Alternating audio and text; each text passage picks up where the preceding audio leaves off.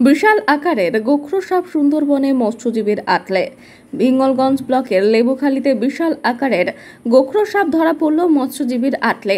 আটল তুলতেই হতবাক মৎস্যজীবী নারায়ণ মণ্ডল। 4 থেকে 5 ফুট লম্বা গোখরো সাপ দেখেই রীতিমতো আতঙ্কগ্রস্ত হয়ে যান। এদিন সকালে আটল তুলতে গিয়ে দেখতে পান সাপ উদ্ধারকে কেন্দ্র করে লেবুখালীতে চাঞ্চল্য সৃষ্টি হয়েছে। এই সাপ দেখতে এলাকার বহু মানুষ এই লেবুখালীতে ভিড় জমিয়েছেন।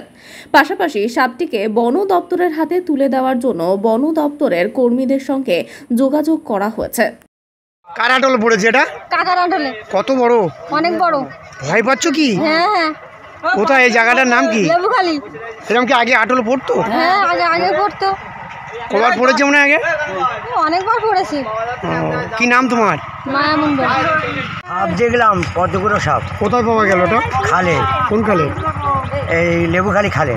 খালে পাওয়া গেল? খালে আটল পেয়েছিলাম, আটলে পড়লো। ও, কত বছর ধরে আটল পাচ্ছ? তা না হলো 40 বছর। এরকম কতবার দেখেছো? এও অনেকবার। ভয় করে? হ্যাঁ ভয় তো করে। তোমরা কি বন দপ্তরকে খবর দিয়েছিলে? কি বললো? আমি বন দপ্তরে খবর দিলাম, বন দপ্তর বললো, প্রথমে বললো না, তারপর বললো আসছি বললো। কি নাম তোমার? নারায়ণ মণ্ডল। নেবুখালী খালে। লেবুখালী কোন খাল? এই নেবুখালী খাল, এটা নেবুখালী খাল। কি হয়েছিল লেবুখালীতে? নেবুখালী থেকে আটল বেঁধেছিলাম, আটল বাঁধার পরে কালকে আটল বেঁধেছিলাম, তাই পড়েছি। কখন দেখতে পেলে? এই সকালে আটল ধার থেকে সকালে কিভাবে দেখলে? একটা আটল ধরিয়ে আটটা আটল ধারতে এসে দেখি উপর দিকে আমার ডালা ধরেছে। তারপর কি হলো? তারপরে হচ্ছে তো আমার থুয়ে বাড়ি চলে যাই, গিয়ে তারপরে লোক সংবাদ দেয়। কি নাম তোমার? আমার নাম মনোরঞ্জন বৈদ্য। তুমি কত বছর আটল পাত হয়েছে? আমি আছি প্রায় 30-40 বছর।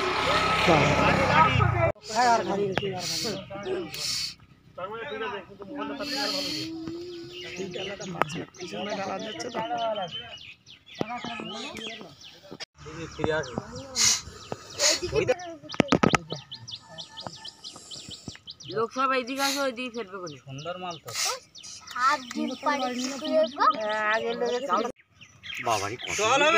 জলে দাঁড়িয়ে গরমের সময় কাজ করতে হবে।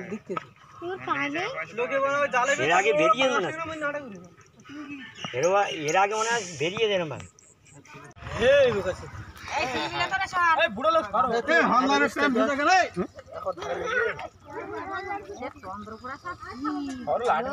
খেসাইনি বেশি, খেসালি ওই যা আটল বেশি খেসাইনি।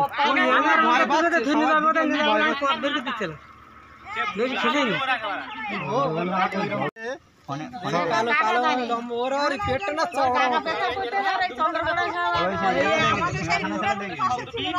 আমরা আমাদের সেই কনফার্মেন্টের ওখানে ঢুকলো, বুঝলি?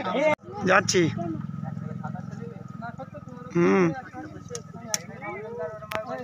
আছি এই শিক্ষাতার থেকে এখানে যাচ্ছি।